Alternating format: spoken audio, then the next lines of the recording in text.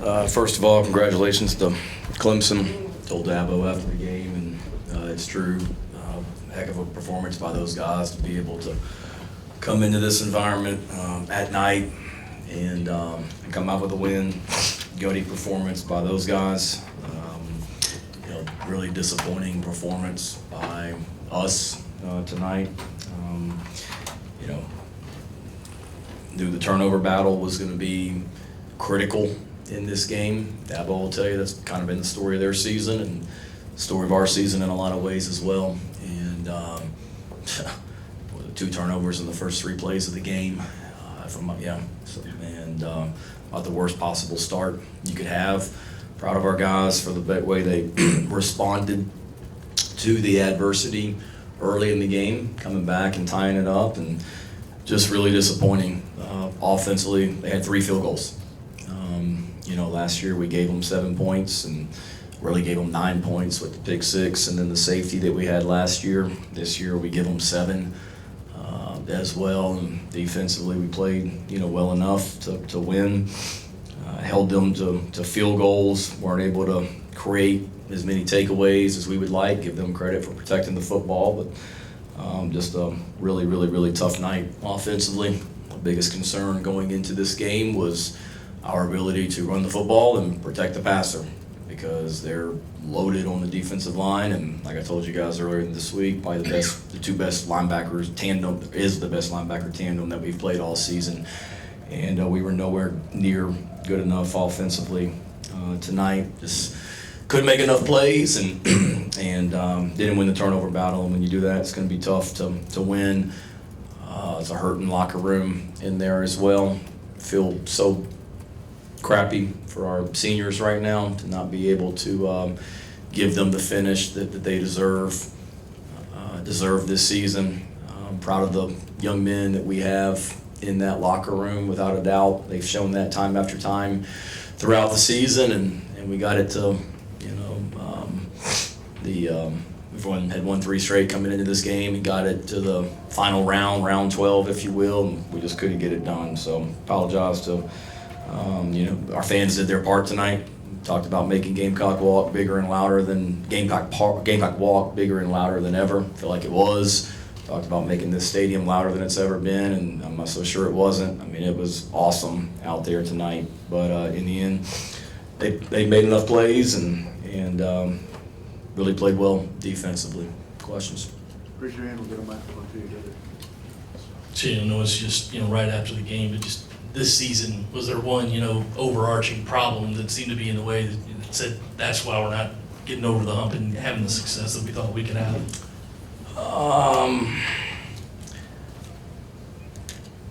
I think you look back, but certainly when you look at statistics nationally, we're one of the worst teams in the country at protecting the quarterback. And that's not all on the offensive line. One of them tonight was a missed blitz pickup at a different position, and so it's not all on the offensive line, but certainly they're really good up front. We weren't good enough tonight. When we've been really good on offense, we've been able to protect the passer and throw the ball downfield, and we knew it was going to be a challenge tonight, David. Tried to do everything, quick game screens, roll out, max protect, you name it, and had a hard time getting anything going, but certainly we've got to protect the quarterback better. And obviously in the month of October, when we didn't win a football game, we didn't create a turnover in the entire month of October. And when you don't create takeaways defensively, it's going to be hard to win. And when you can't protect the quarterback, it's going to be hard to win. And we created takeaways the last 3 weeks and just didn't get enough of them tonight. Heck of an interception by Nick, but they had issues protecting the ball early in the season, and they got it fixed, and they did a good job of it tonight too. The last punt in your big field with about 9 minutes ago. Did you give any thought to going for that one? Yeah, I thought a lot about going for it. Wanted it to be a little bit less than 7. There were 10 minutes on the clock when we got stopped.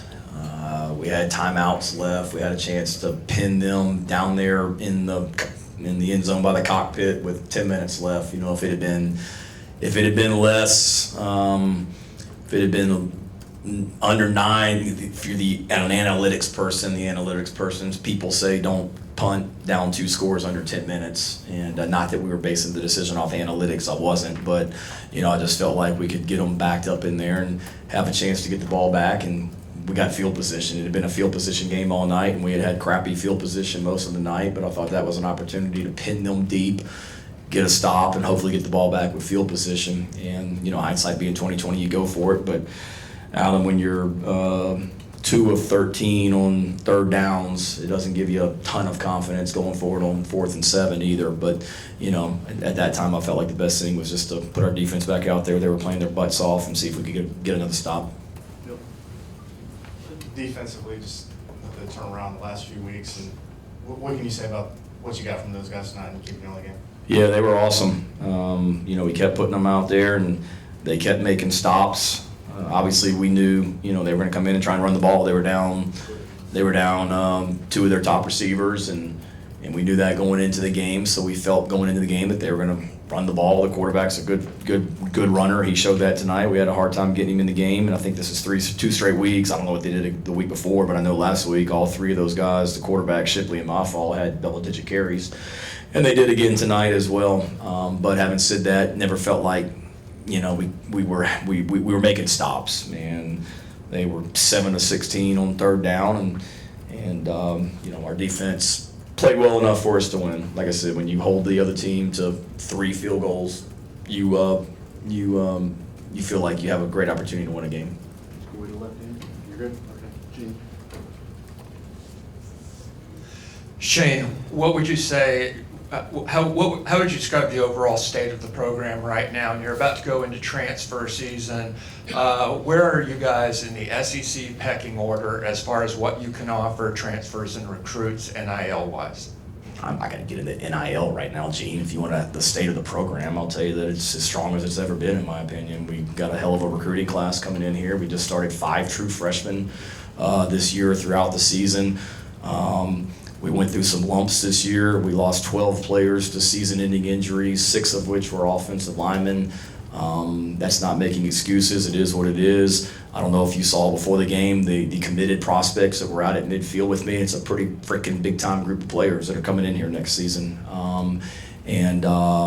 All you had to do, Gene, was be in that locker room right now with the young men in our program. That is a hurting bunch of players right now. And the comments that the seniors made to the returning players about the incoming, or about the future and this program and what this program's about, was extremely proud of them. So, we certainly need to be better from an NIL standpoint than where we are. I know the people here people that are involved with that are working their butts off, and we can offer guys a fantastic education, the opportunity to play SEC football, an unbelievable city to go to school in, and a culture and program that's real and not fake. And nobody's patting ourselves on the back for going 5 and 7, but I think there's a lot of teams that wouldn't have been able to respond to the adversity that we faced throughout the season over and over again like we did. And like I said, just wish I had been able to do more as the head coach to get them over the hump tonight and get a win. And that's what I just told them in the locker room, and that's what hurts me. It's just guys like to carry on, and those guys that have given so much to this program, not for them to be able to finish on a higher note, just something I'll have a hard time getting over. You pretty much, your back was against the wall all night with no field position. Did that limit what you could actually call on offense, starting with bad field position every drive? It didn't help, but not necessarily. To me, if you're backed up on the 1 or 2 yard line, that's one thing. It's not ideal against that defense. I mean, they're really, really good, as you guys know, and it's tough to just drive the ball down the field on them. And the shorter the field, the better the better it is for you. But it didn't really prevent what we were able to call. We tried to, like I said, mix it up and called everything just to try and help get something started, and just couldn't sustain it. John. Spencer obviously had a really rough night tonight. What was what was he seeing out there? Was the game sped up on him, or what were you seeing out of him that just kind of kept him from having his typical performance? Yeah, I mean, I think you give credit to Clemson and their defense. I mean, 54 is going to play in the NFL for a long time. 0 is going to play in the NFL for a long time.